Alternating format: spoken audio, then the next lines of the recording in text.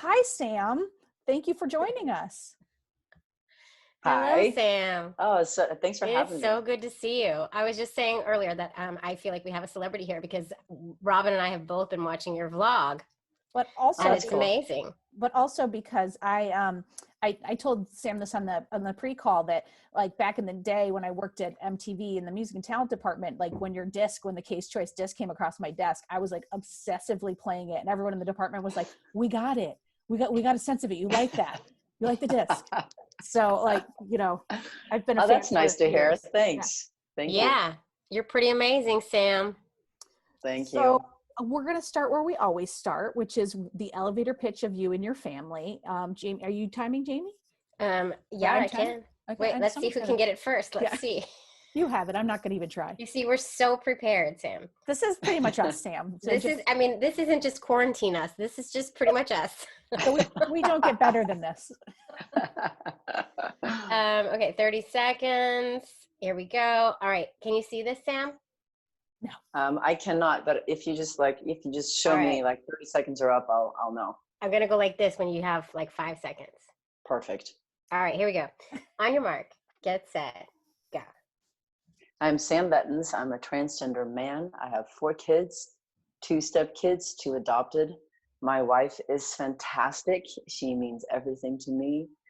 I am a musician. I get along great with my extended family. I have 2 brothers, 2 fantastic parents, lots of friends, good life. Wow, that was amazing. You had 8 seconds left. Look at that. Wow. I have nothing else. That's all I got. That's all I got. I just have a career as a rock musician. I have 4 kids, but that's all I've got. And a vlog. Only takes 22 seconds to talk about it. Mm-hmm. That's amazing. All right, well, let's dig in, Sam. Yeah. Let's talk about how you first created your family, like with your wife, and how did you get your kids? So I met my wife. That's actually a story that I'm not going to get into with you guys today because it's going to be way too long. But I was now I want to know. I was married to a man, and so was she. And my ex-husband was actually one of her best friends. What? Whoa. Yeah.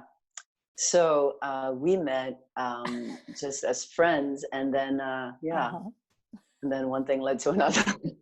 Did you guys did you get divorced before you got together? Can I ask that? Yes, we both got divorced. Hers was way more painful than mine because there were kids involved, and I had a very understanding ex-husband, so that was nice, but hers not so much. So that was a much harder deal. When you guys got divorced, did you tell your husbands it was because you wanted to be with women, or that didn't have anything to do with it?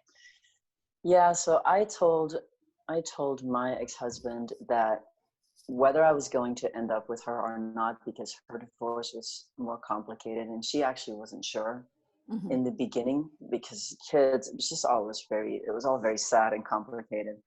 But I told my husband at the time that for sure I knew I was gay. So that was, I fell in love with a woman. It felt completely different. So regardless of whether I had a future with her or not, I knew that what we had, and my ex-husband and I, we were, we had a very, we were great friends. We thought we had a great marriage, but then I realized like there's a whole other thing there that you see in movies that actually does exist, and that's what I experienced with her. And I told him this is not where I should be. That much I know, whatever happens after. And he was pretty understanding. And we still slept when we decided we were going to get divorced. We still slept in the same bed. We still hung out until everything was final. We had a mediator, split everything up. It was all pretty smooth. It was nice. Oh, that's good. That's good to hear. And you guys didn't have any kids together? We didn't have kids together, which really makes things so much easier, And when it's just about money, it's just like you just get past that so quickly, especially when your happiness is involved, and just like you can kind of let all that go so quickly. Like, Yeah. you know, this is about our lives. Let's just be smart. Let's just do this in a smart, fast way and not worry about it too much. Kids is so emotional, and it's just a whole other. And also, you know, there's the ex-husband's ego, you know, which mine didn't really have that problem that much, and it was very different with my life. And how many kids did she have? 2. Yeah, so they were 4 and 6 at the time. Yeah. Yeah, so they were still little, which was great because there was not a lot of questioning of new person in their lives. There's just an extra person that loved them, you know. So for them, it was just like, all right, there's a whole bonus person coming into our lives. And not in that really difficult, like early teenage age, you know. If your parents get divorced and you're kind of looking for yourself and who you are and trying to discover, you know, what your place is in life, I think divorces can be really tough. But kids are little, they just, you know, they're so in the moment. They want to be loved, entertained, have a good time. They want everyone to be happy, and so they did pretty well. I just want to take it back one sec. When you realized you were gay, did it come as a shock to you? Yeah, the weird thing was that it came as a shock to me, and not to anyone else. Like, it's like, isn't that how it always goes? Because then I looked back after, and I'm like, oh, there were only like 100,000 signs, you know, like yeah. short of like everyone actually in my life holding up a sign saying you're gay every day, like everything else was pretty much there. You were like, I think I'm going to get married, and people were like, are you really?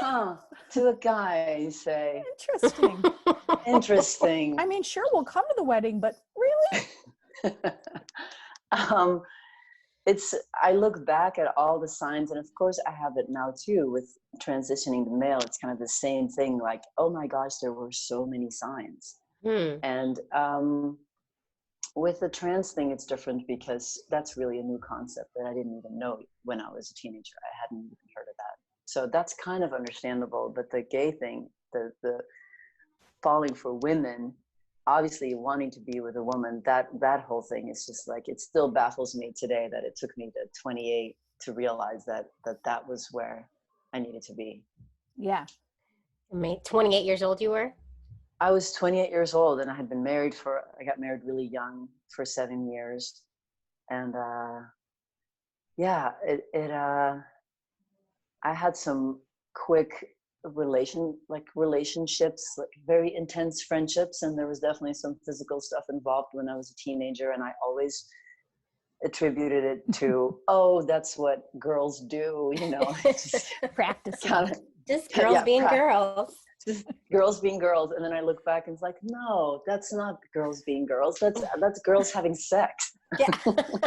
With each other. Yes, that was a huge crush. Yes. Yeah. That's quite not everyone does that at slumber parties. Apparently not. Who knew?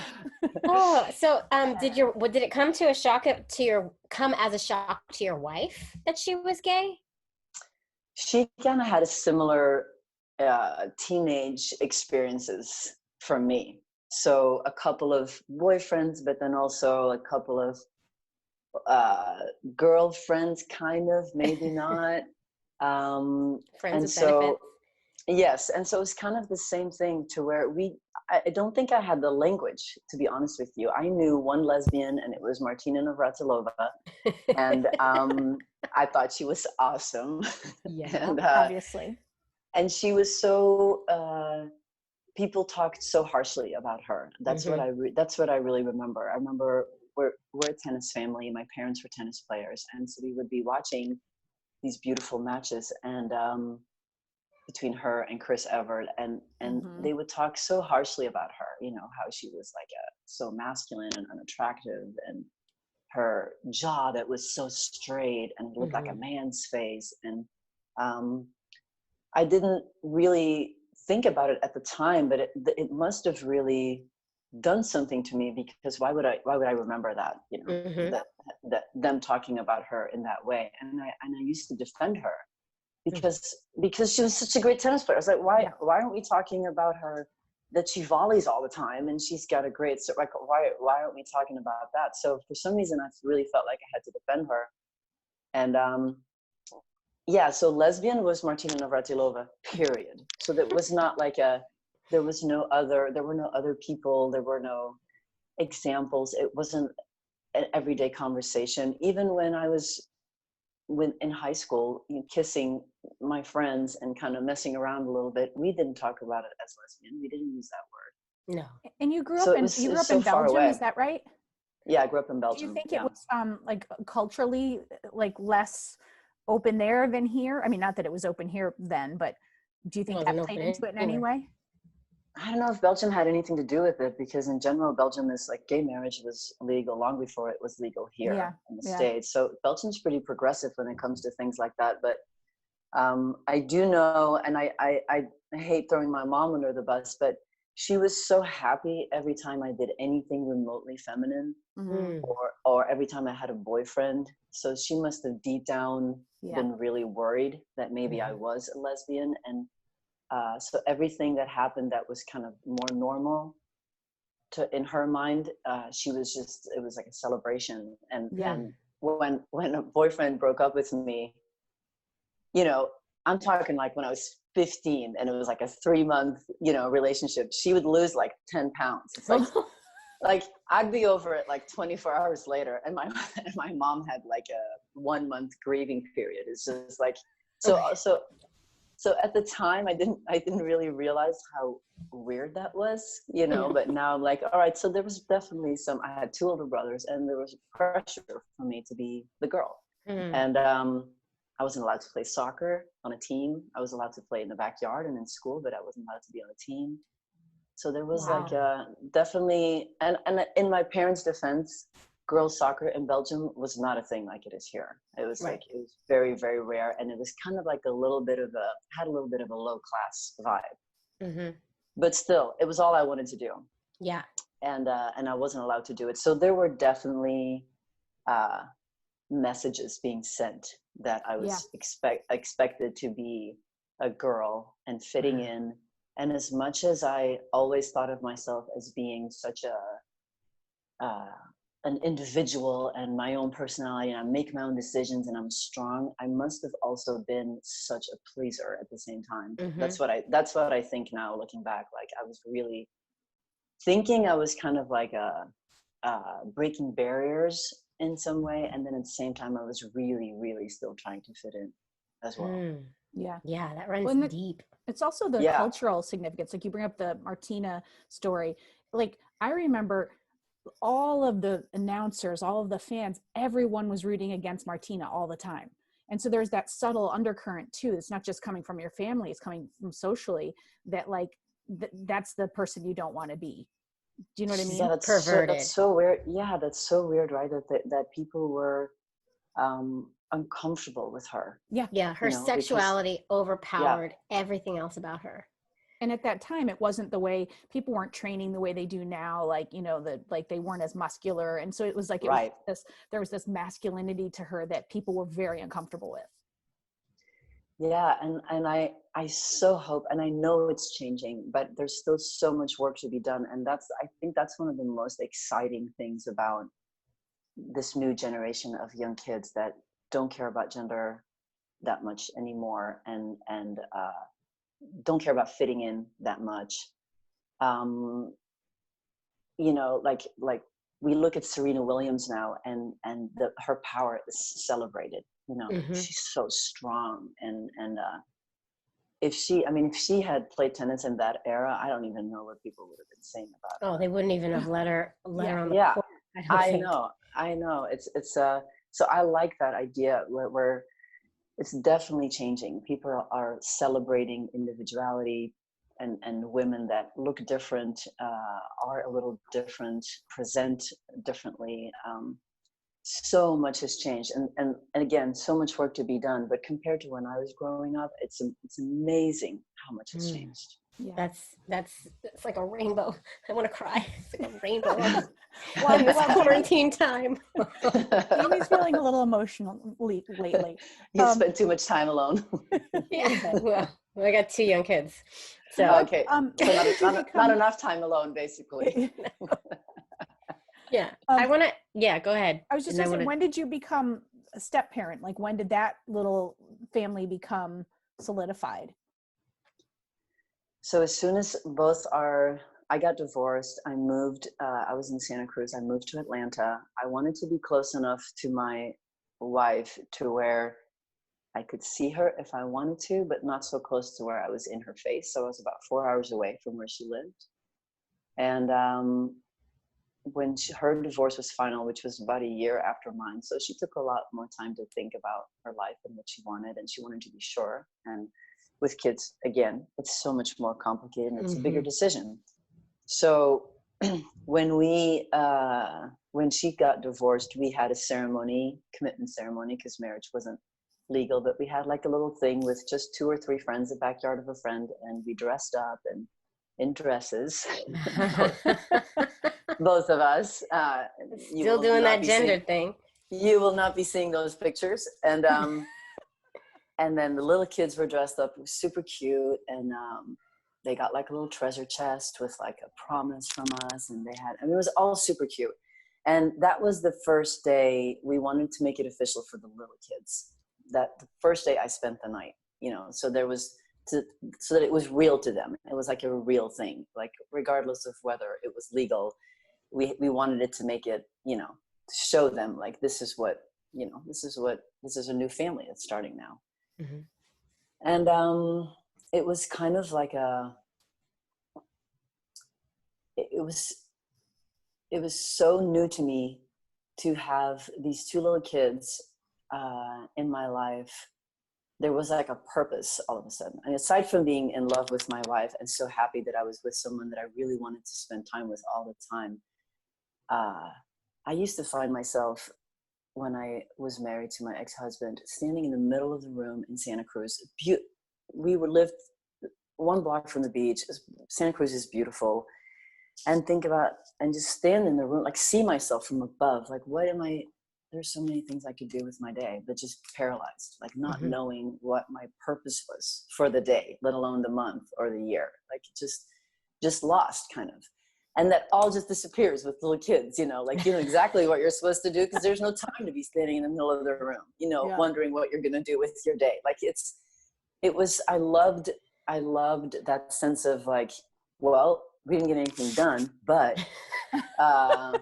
they're happy, they're fed, they're asleep, they didn't die today. You are describing my life right now, right, Sam. Yeah. There's no bigger, like, maybe I'll write a book someday. It's like, no. There's no time. Get through the day. Get through this hour. Maybe I'll shower. Exactly. Exactly. But I liked it. And there was a silver lining to the divorce part, because the kids went to their dads half the time. And so we got to be a young couple at the same time, so I had this whole new family and these 2 kids in my life that I, just instantly decided, like, that's, we're 1 unit, everything together.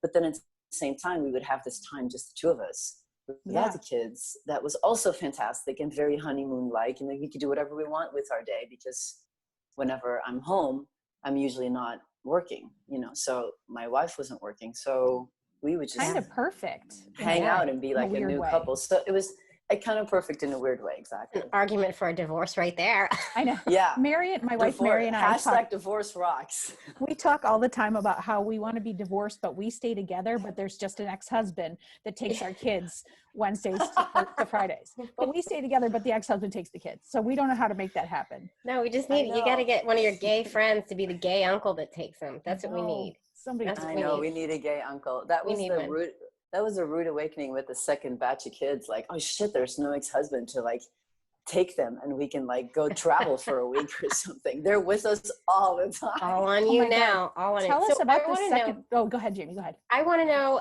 before you get to the second set of kids, did you Did you want kids before all of this happened? Like, what were your thoughts about kids before this I always wanted kids. And my ex-husband and I were very careful about not having any because we weren't ready. And I used to secretly hope that something would go wrong, you know, so that we didn't have a choice, you know, it would just be there. But at the same time, I have to say, and I always wonder whether this has something to do with my makeup, my transness. Like I being pregnant always felt wrong to me. So I always wanted kids, and it always felt wrong to me. I did not see myself that way. I was like trying to visualize it and like, no, that's so weird. Like that, it's just going to look weird. It's going to feel weird. So I had always thought about adopting. Like that would probably be, you know, I want a family. I want kids in my life, but I just don't see myself. I don't see myself that way. Mm-hmm. And so these little guys, it's two boys. It's two stepsons, correct? No, girl and a boy. Oh, so yeah. these kids came along, and it was kind of like the perfect solution to that. Yeah, it was great. I mean, it's step parenting is for the step parents listening out there, I'm sure they can relate. It's very, very tough job because you go all in because it's the only way to go. You know, you can't make distinctions. You can't, you know, like you have to emotionally, financially just be 100%. Otherwise, you know, you can't hold back. So you throw your whole self in there, but you're always third wheel, you know, you're never the decision maker. You're never the final person who says like, wait, no, that's not how we're going to do it. You're the supporting person when my wife's like, how should we do this? How should I handle this? And then you're allowed an opinion, but you're never the person who makes final decisions. And that's pretty hard. And also you're not the mom and you're not the dad. Right. So you're a fun bonus person. You throw yourself in emotionally all the way, but the kids are fine without you. You know, they have two parents. So it's that didn't change over time because they're older now, the first kids, right? I mean, did you feel like you had some say in the decision-making process when they were in high school or college? Yeah, no, not really. Not really. I mean, I think I had an impact on their lives just by being a parent in their lives. And we spent a lot of time together, and I volunteered in their schools. And so you just have to kind of constantly know your place and your role. And it's not good for the ego. So you got to really like be able to put your ego all the way to the side as a step parent and say like, one day, probably when they're in their 30s, you know, and they have kids and you're like the grandparent, they'll realize like, oh, that was really, you know, like, oh, he taught us how to play golf, and, you know, he like showed us what it's like to be a good partner and what it's like to be a good parent. Like all these things, like, I'm not saying nothing. I don't want to say it too harshly because they were very lovey with me as kids. And they accepted me all the way. They didn't hold back, but they struggled. We lived in Tennessee. They struggled as teenagers, not with me personally, but just with the outside world. They had a really hard time, you know, because of the gay thing. Yeah, it was very hard for them. And I looked already pretty masculine then. And we lived in a small place called Johnson City in Tennessee. And whatever you're picturing right now, you're right. You know, it's just it was very, very conservative, and everyone going to church on Sundays except us. Like we used to do our heathen shopping on Sunday morning because no one was there. And so all these kids in their school would throw words like fag around, no problem, and then they would come home and I think it was hard for them. You know, I wanted to be the supportive parent who came to every game and came to every performance and was always there. And then at the same time, there was a part of me that felt like they might not want me here right now. Oh, that's heartbreaking. So it was always this double, you know, it was that made it really tough. Mm-hmm. And how did their dad take this? Because I know it was a tough divorce. Yeah, he was not great in the beginning, but over time he came around and then really accepted me as a parent. And then by the time you know, kids were teenagers and they had events and stuff, we would just like amicably talk and at their games or whatever, and you know, talk about them and do things together. Sometimes even, you know, have dinner all together, pizza after some, you know, just like it got okay, but it took a couple of years for sure. It got better. It got better. It gets better. Sometimes it takes a while. Yeah. When did you guys decide you wanted to have more kids? I mean, in the middle of all that. So we were on a camping trip. We had rented an RV. It was one of those weeks where kids are with their dad, you know, 2 of us in RV, 2 of us in a dog. Nice. And so much time. And for some reason we decided to mess that up. I still don't know. I think it's my fault. I think it was my fault.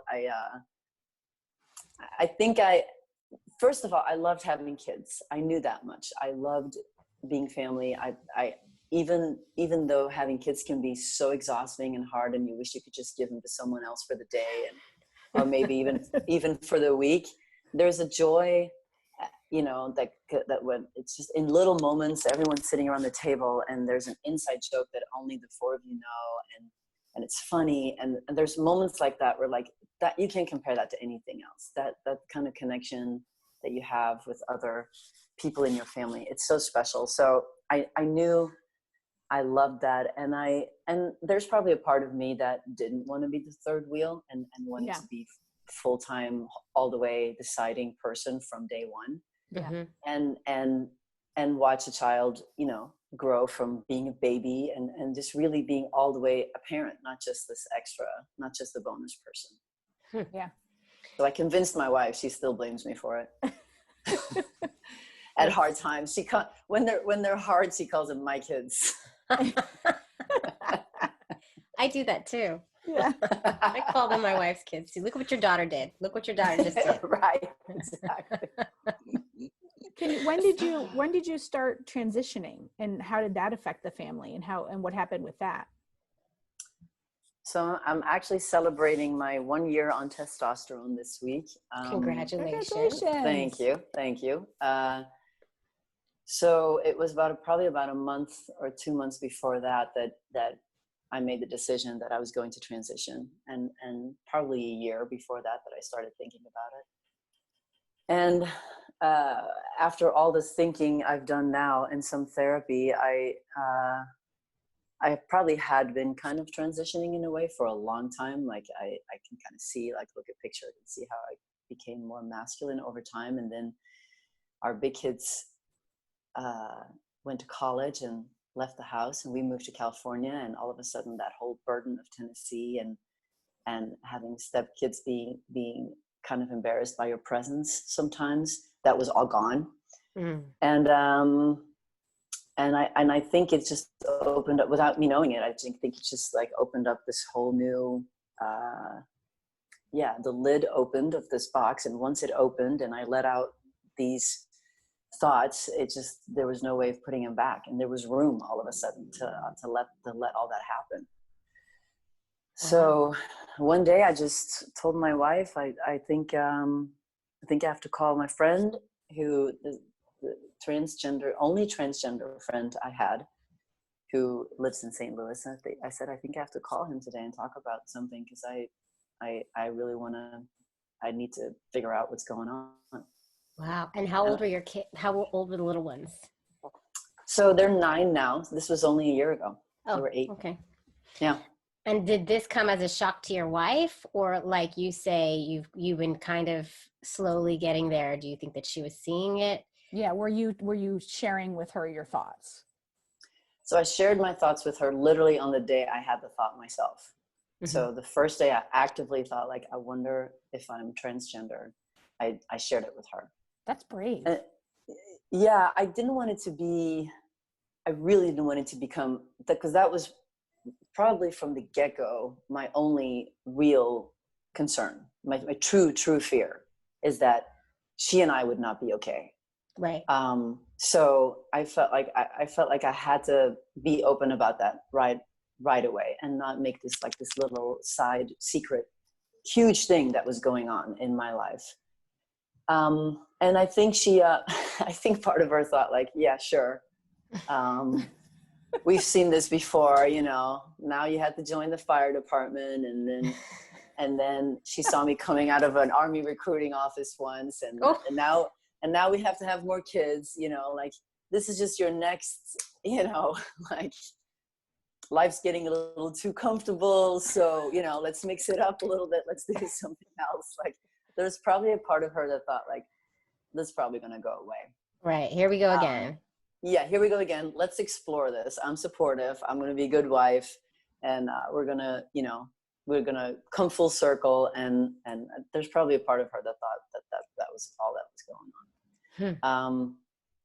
And she was, I think she needed to understand it. So I would say that's the only thing that took maybe a couple of months for her. So there was no anger, no real sadness either, just not really understanding. And I was pretty obsessed with it, obviously, from the beginning. So from the second I thought like this might really be something, I was all over YouTube and reading and buying books and was it all you wanted to talk about? Yes. So I had to be really careful about that because I realized it was all I wanted to talk about. And it was so important to me to not alienate her in this process. Like this has to be something that, you know, that we're still good. Like through all this, we have to still stay good. So I wouldn't say I was hiding looking at these YouTube things, but I wasn't like doing it in the living room either. You know, like I was just like have some time to myself and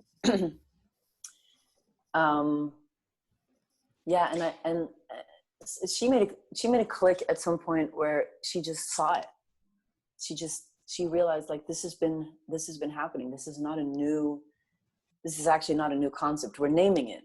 We're acknowledging it for what it is. But obviously this has been a work in progress for many, many years. And she saw it. She's had flashes actually through the years before I even mentioned it.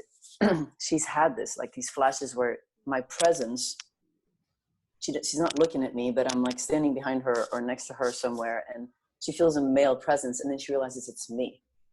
So there was something about that clicked with her. Like, this is not a decision. The decision is, are you going to pursue it or not? But it's not a decision whether it's happening. It's already happened. It is what it is. Exactly. Huh. And you were clear in your mind, she's your person. And you're just hoping that she's clear in her mind that you're her person as well. But I think it's clear that you're her person as well, regardless of what your gender is or how you present. Well, we had just gone through a really rough year.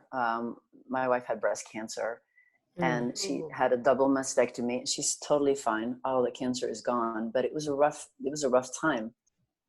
And I think for her, two things happened. First of all, I think the reason that this whole trans thing, that there was all of a sudden room for it for me, was like something really harsh happened, something really hard in our lives.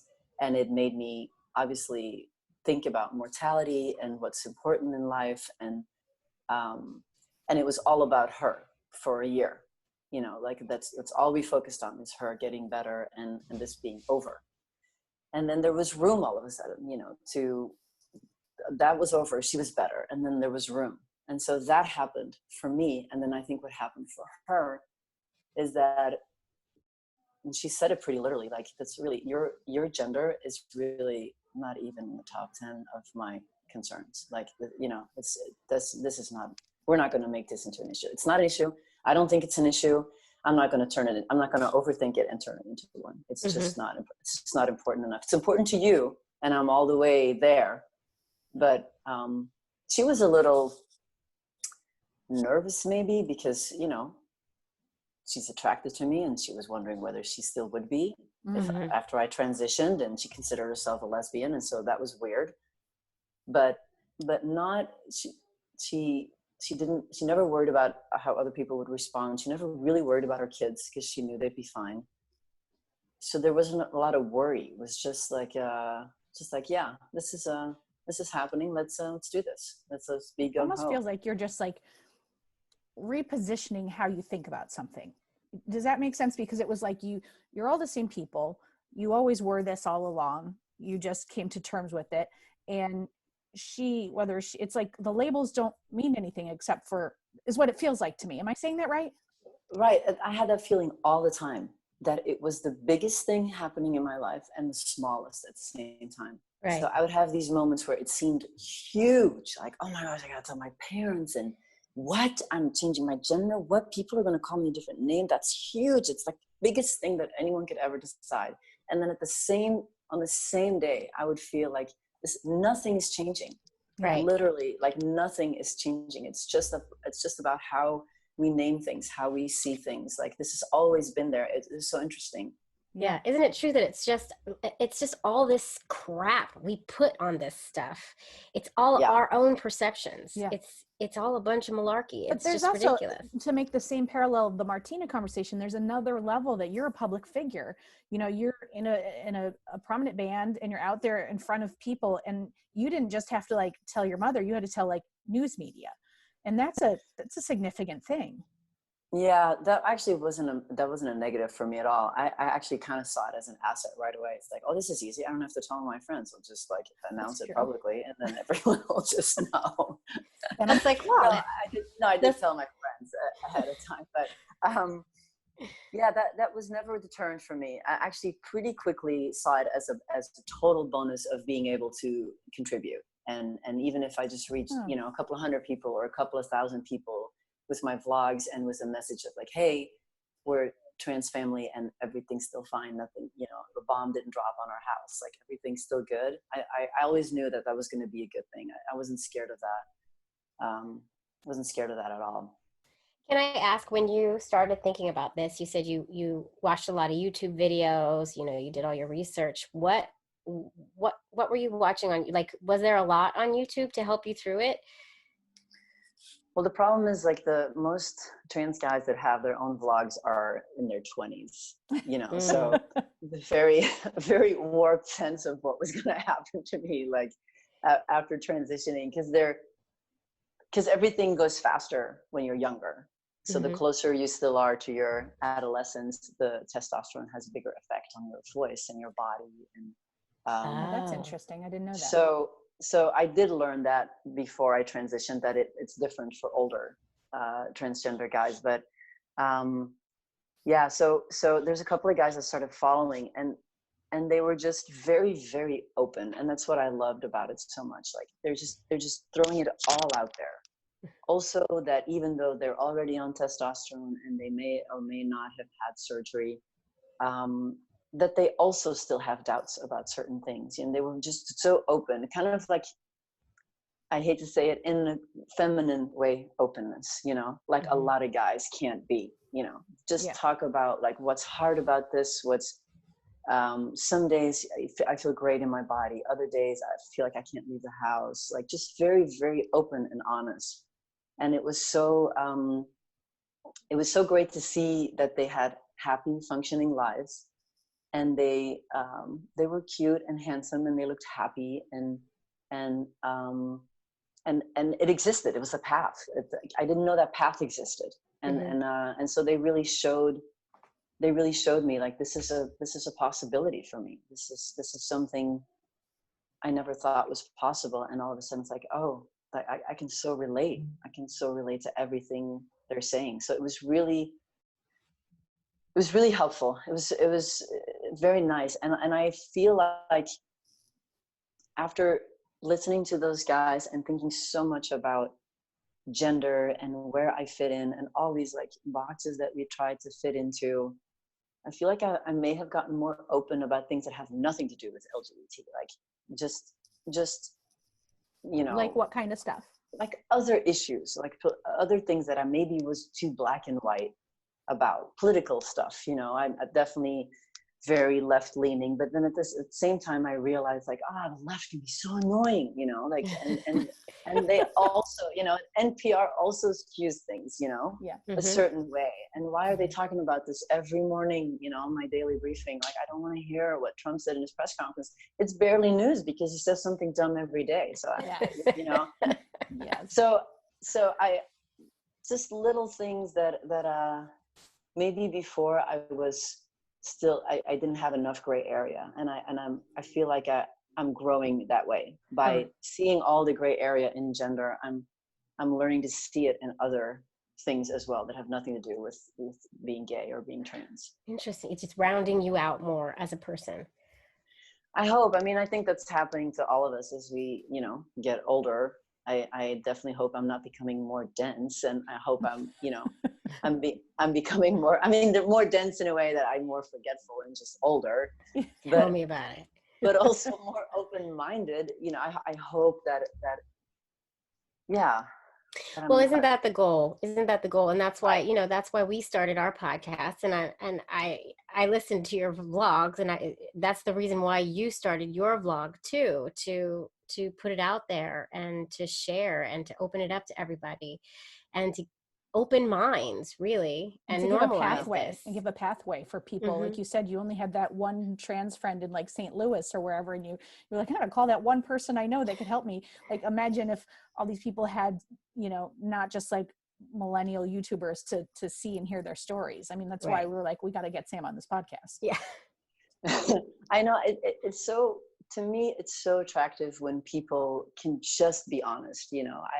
I have guy friends who, one of my best friends back in Belgium is so honest about his struggles as a dad, sometimes as a husband, or what he wants to do with his life next. It's so refreshing to me, because I know what he's feeling and thinking.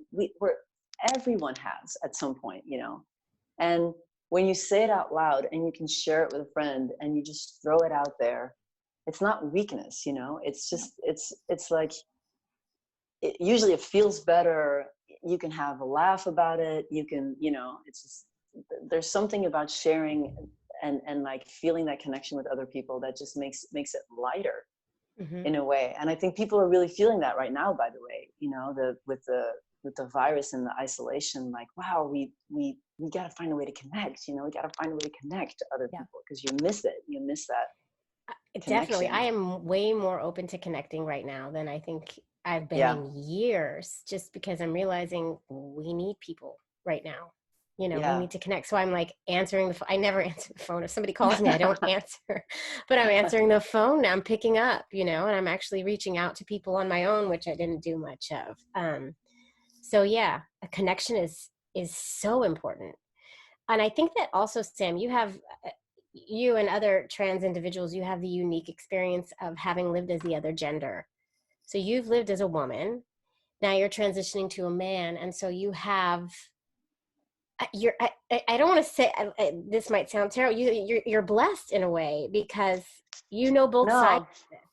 Yeah, I would agree. Like, and my wife jokes about this sometimes. Like, she's like, if you were just a regular dude, I don't think I'd have any interest. But it's the whole story. It's like everything that you are. And I've actually heard trans guys talk about this, that when they're stealth somewhere, there's like at a party and people there's people there that they don't know, and they just see them as a regular guy. Sometimes they almost want to tell people, like, hey, just so you know, I'm not just some dude. Like, that's not very interesting. Like, I'm a trans guy. Like, I have a whole story. Like, because my wife is saying in the beginning, like, now all these interesting lesbian couples are not going to come, at school, are not going to come out to us and try to be friends with us anymore, because we just look like a regular old, boring mom and a dad. Like, I know, how boring. Oh, how you're boring. Not special anymore. You are not special anymore. I know, but I do realize it, and that it's kind of like there's definitely a lot of challenges in being trans, but I do see the silver lining in having lived as a woman. And the nothing's really changed that much between my wife and me that way. We talk about things like the way girls do, over talking and over analyzing our days and over analyzing the kids and deciding how we're going to do it tomorrow and make a list of things we're going to do better, in educating them tomorrow. And so I feel like a lot of those things are so, it's just, it keeps baffling me. And I think it's such a good thing. And that's the main message. Like, it's so, it's so fluid, you know, we put names on things because we have to, otherwise you know, it's just part of the conversation, but it's none of it is really that, none of it really matters. It's just like, you know, it's just how do you see yourself? How do you want to present to the world? And then once you decide that, you know, it's everything else just stays the same. You did mention that of course, there are many challenges that come with this. Can we talk about some of the challenges that come with transitioning? And I was living kind your of life? like thinking the same thing and thinking like, what would you want people to know? You know, like that.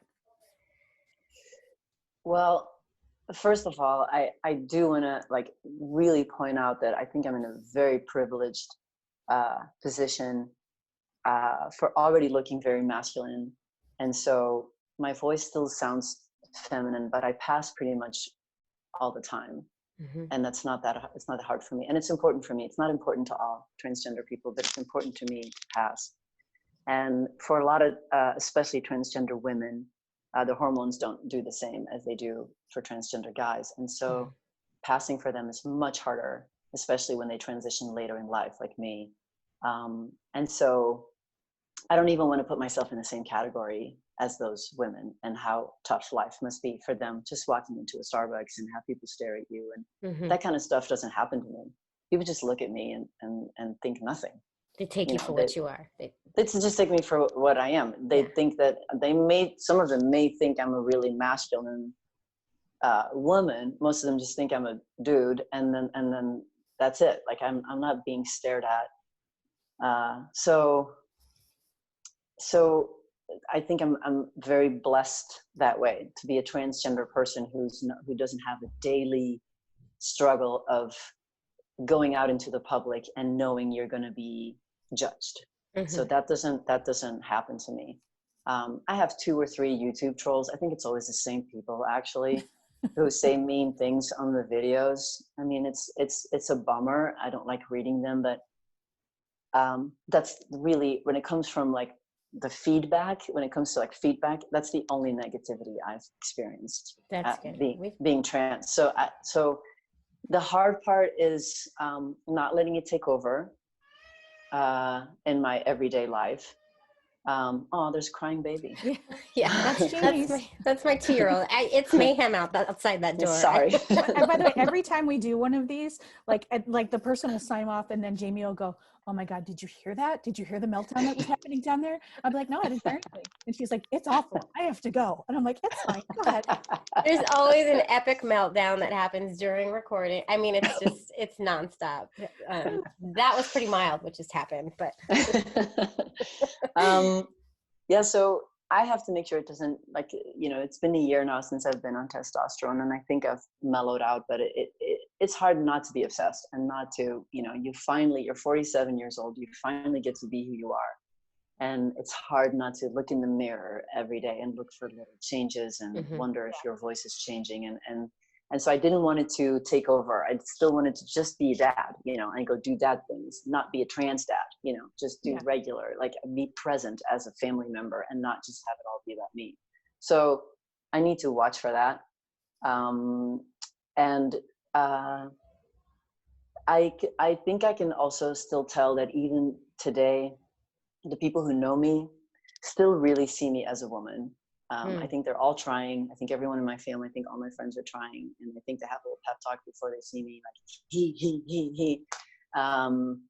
And Sam is easy, but the he is hard. And I know it's because that's not how they see me. They just see me as the same Sarah, who's now way more masculine even than she already was before. And they don't have a problem with it, but I don't feel yet like I'm seen as who I feel I am. And that sometimes will make me sad. Like not like, I don't walk around depressed. I don't, you know, I'm a happy person, but that it still weighs a little bit on me. Like everyone's trying, and I'm so touched by how hard everyone's trying. And at the same time, they slip up, not because they want to be mean, they slip up because that's just still how they see me, you know. But also it could just be habit too. They've been saying a certain word or a phrase associated with you for 46 years. And then they have to, you know, it could be that. I mean, but I understand what you're saying too. Yeah. It's some of that habit for sure. And also I'm patient. Things don't go as fast for me as it would for a 20-year-old or a 16-year-old, and that's fine. And I think actually it's not just fine, I think it's perfect, because it would be really hard for the world, you know, for everyone around me to, I think way harder to deal with like really fast changes. If I had a full-blown beard right now and you know, like a big chest hair, I think people are like, what the hell just happened? Like now everyone just has time, you know, like I'm basically, my body is giving everyone time to like get used to the idea. And also I've had no physical negative side effects, you know, so the testosterone is doing slowly what I wanted to do. My body looks different. I'm stronger. I love it. I absolutely love it. But it's not like these giant, you know, weird, huge. You're not huge changes. I'm not Arnold Schwarzenegger. Well, never will be. All of a sudden I get like an Austrian accent, like with That'd the be amazing. testosterone. Like, Please do. It's not the weirdest tumor. side effects. Like, yeah. It's so funny. I was picturing like Santa Claus there. But one or the other. Beard.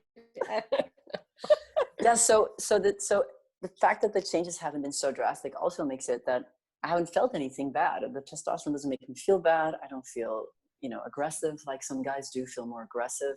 My wife says I'm less patient, but I think she's projecting. Maybe she doesn't hear this part of the interview. She doesn't know. I can cut this part out of the interview. You'll give her a special link. She thinks I have more like a, so I should say she likes this masculine thing. So I'm lucky. She, you know, my body changing, I had top surgery. She's like, that looks, you know, she wasn't freaked out by that at all. She likes it. But she also says like, you're more male in your reactions to the kids, and That's interesting. Wanting to, she hasn't gone as far as saying I'm mansplaining things, but she has said that I have a tendency to like, want to solve it. And like, okay, present me with your issue, where before we would just like yap. And now it's just like, all right, present me with your issue. Here's what you got to do. Like, I don't think that. She thinks I've gotten a little bit more like that. Well, in that regard, you're like every other man on the planet who doesn't think they do that. Exactly.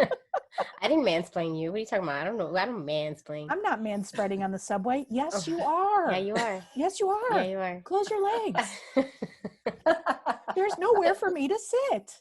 So you mentioned, Sam, you mentioned top surgery. How long into your transition, when did that happen? And is it okay to talk about that? Yes. That's one of our questions.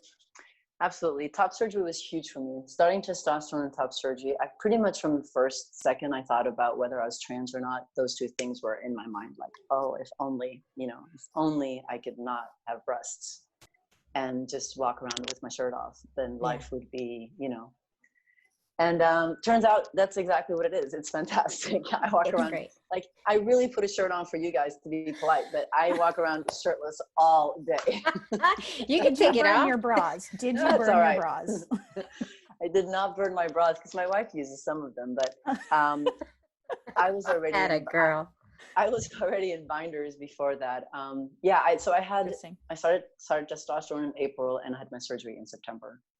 And it was instantly fantastic. I knew it was going to be. It was never weird. From the second we took the bandages off and we looked, it's like, yeah, that makes sense. You know, it just felt fantastic. And they did a really good job. I'm very happy with it. I have to constantly remind myself I'm 47 and not 27. You know, I look at like chests of like 27-year-old guys. I'm like, I'm working out. Why doesn't it look like that? It's like, well, you know, you're old. You're just old. You're old. Oh my God. I feel like your story is like a really nice reminder of you get there when you get there. Like on all the fronts, you know, it's just like you came out when you were ready. You know, found your wife when you were ready. You adopted when you were, it's just like, and then you started transitioning when you were ready. It's just like the world just showed up to you at the right time. And I think it's a nice message to not push people before they're ready for anything. Exactly. And it's also such a message that you can never really convey to young people. And it's so sad. Like you wish you could tell them, like, things will happen in their own time. You cannot force wisdom at 25. You cannot know it all at that age. Like you can't completely have discovered yourself and know what really matters. Like it's just, everything just comes as it comes. And of course, there's a part of me that wishes I figured all this out at 16 and could have had my transition then and been a teenage boy. But it didn't happen that way, and there's just no reason to, to really dwell on that too. Like, I think I had to mourn it a little bit, but there's really no reason to dwell on that and more think about like, wow, I live in America, I'm in California, I could be a trans person and nobody cares. That's the blessing, and my kids are fine. My kids called me dad from day one and never slipped up. It was unbelievable. That's incredible. And I actually was gonna say that earlier about the kids when we're talking about, the spectrum and how it just all doesn't matter. And that we had put all these, like, society puts all these pressures on us. And it was so obvious in the kids, like they didn't have all that. To them, they're 9, so they get new information every day still. They learn about new things all the time, whether it's transgender or whatever. Like, and so to them, it was just one new thing. And we presented it as, hey, it's something really exciting is happening for our family. This is a good thing.